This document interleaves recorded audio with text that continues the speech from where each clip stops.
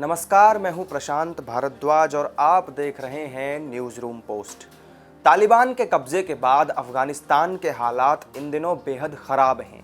बीते 3 दशकों में अफगानिस्तान ने जो दर्दनाक मंजर देखे हैं, उनके घाव भर भी नहीं पाए थे कि बीते दिनों अमेरिकी फ़ौज की वापसी के कारण तालिबान एक बार फिर उभर कर आया और पहले भारत का ही हिस्सा रहे और मौजूदा वक्त में हमारे पड़ोसी अफगानिस्तान पर अपनी हुकूमत का झंडा लहरा दिया।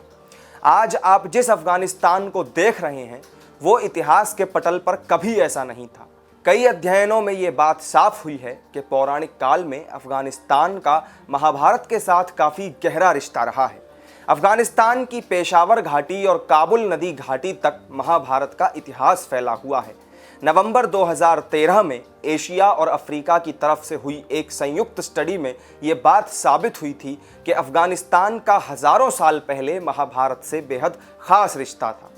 विशेषज्ञों के मुताबिक महाभारत का गंधार साम्राज्य आज भी अफगानिस्तान में ही है। फ़र्क बस इतना है कि आज हम उसे कंधार के नाम से जानते हैं। महाभारतकालीन गंधार का एक बड़ा हिस्सा उत्तरी पाकिस्तान और कुछ हिस्सा पूर्वी अफगानिस्तान में है। गंधार साम्राज्य पोथोहार, पेशावर घाटी और काबुल नदी घाटी तक फैला हुआ था। अगर बात अफगानिस्तान के गंधार के वैदिक कालीन इतिहास की करें तो इसका जिक्र ऋग्वेद, उत्तर रामायण और महाभारत में मिलता है। तो वहीं अगर गंधार के शाब्दिक अर्थ की बात की जाए तो गंध का मतलब होता है खुशबू और गंधार का मतलब होता है खुशबू की धरती।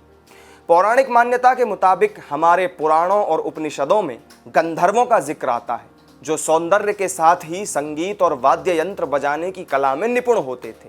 गंधार उन्हीं गंधर्वों की भूमि रही है। इतिहासकारों का एक बड़ा वर्ग ये मानता है कि सिंधु घाटी सभ्यता प्राचीन महाभारत काल के बाद की सबसे पहली सभ्यता थी। कुछ इतिहासकारों की माने तो उत्तर पश्चिमी पंजाब भी किसी समय गांधार साम्राज्य का हिस्सा हुआ करता था। कई और स्टडीज़ में इस बात की पुष्टि हुई कि north western Punjab Iran, Bharat और सेंट्रल एशिया से संपर्क का रास्ता था। इन सभी अध्ययनों और तर्कों से एक बात बिल्कुल स्पष्ट हो गई कि आधुनिक युग का कंधार ही महाभारत के दौर का गंधार था, जो एक बेहद शक्तिशाली साम्राज्यों में से एक था। यहाँ पर आज से तकरीबन 5,500 साल पहले राजा सुबल ने राज किया था। उनकी बेटी गांधारी की शादी हस्तिनापुर के राजा धृतराष्ट्र से हुई थी। गांधारी का भाई शकुनी अपने पिता की मौत के बाद गंधार साम्राज्य का राजा बना। गांधारी दुर्योधन समेत 100 कौरव भाइयों की मां थी।